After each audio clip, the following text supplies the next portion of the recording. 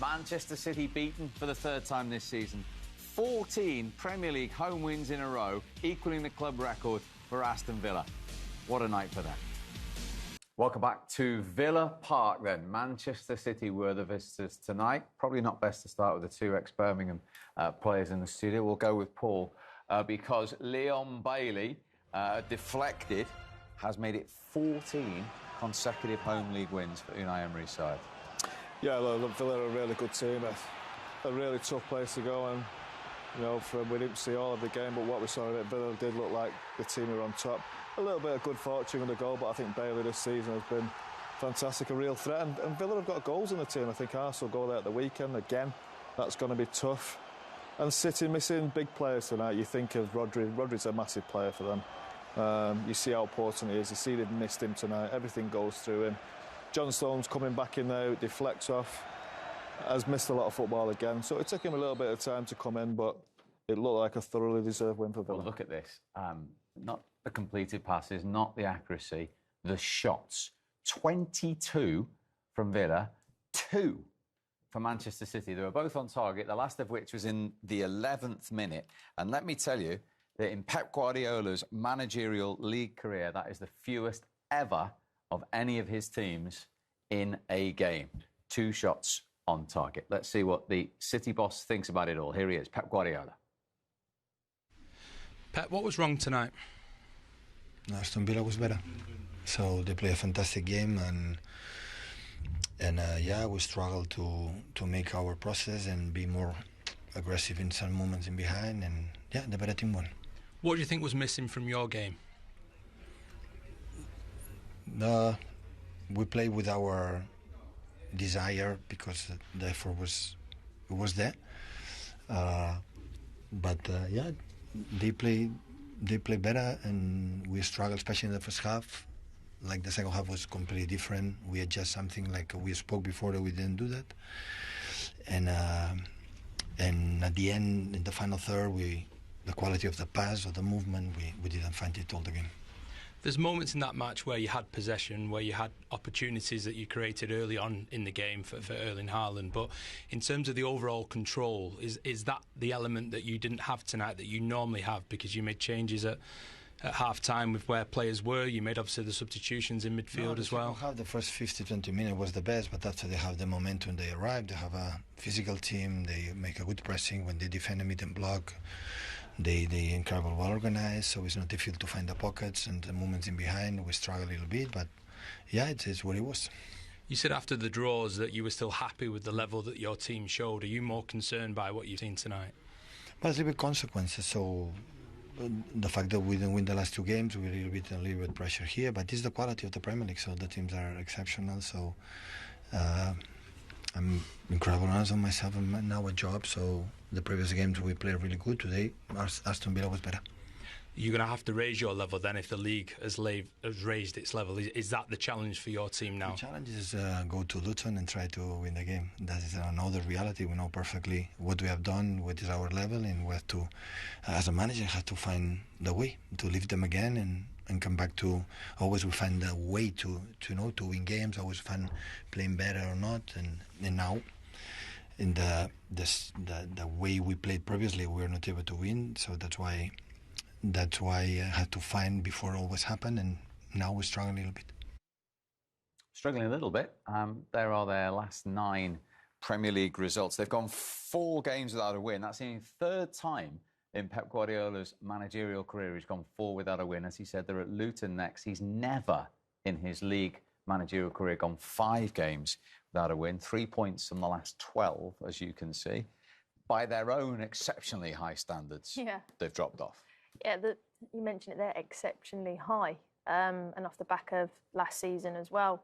They have had their injuries, but then so was the majority of the Premier League. We're seeing really high figures across the board. But what I thought was interesting on the stats was the XG, how high it was for Aston Villa, and with the and how low it was for Man City. So maybe been said that they've been leaking goals, but actually today it was both ends of the pitch that has made them struggle. And I think in the goal we saw there, Gvardiol, I think he's maybe struggled as well coming in his first season, the expectations, and gets rolled. And maybe if the players, I don't know, are off 5%, even 2%, those little margins across all the board, it adds up. And then not having Doku, Grealish and the main man, Rodri, they're all factors that make it harder in a league that's phenomenally hard at the moment.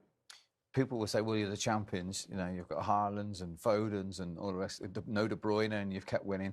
It's extraordinary this position Rodri has. 5 games he's missed, and they've lost all 5. You know, I said that, Steve. He's such a big player for them. And, you know, when you're at big clubs, you have big squads, you think you might miss a player for a couple of games. OK, we've got players to come in. And kept winning without De Bruyne, arguably the best player in the league. Yeah, but I think it just goes to show how important Rodri is. I think people underestimate. He stops attacking, he builds attacks as well. He gets involved in the game. He's not just someone there to protect the back four, because most of the time City's back four don't need protecting. They're normally in possession, and he starts all that. He's the one that comes through, almost like Busquets did at Barcelona, a little one-touch passing, nobody gets near him. Then that creates a space for people like Bernardo Silva, with people like Kevin De Bruyne. Don't forget, Kevin De Bruyne has been out for some time as well, so to get him back will be big. But I think, as Pep said there, the quality of Premier League is so much better now.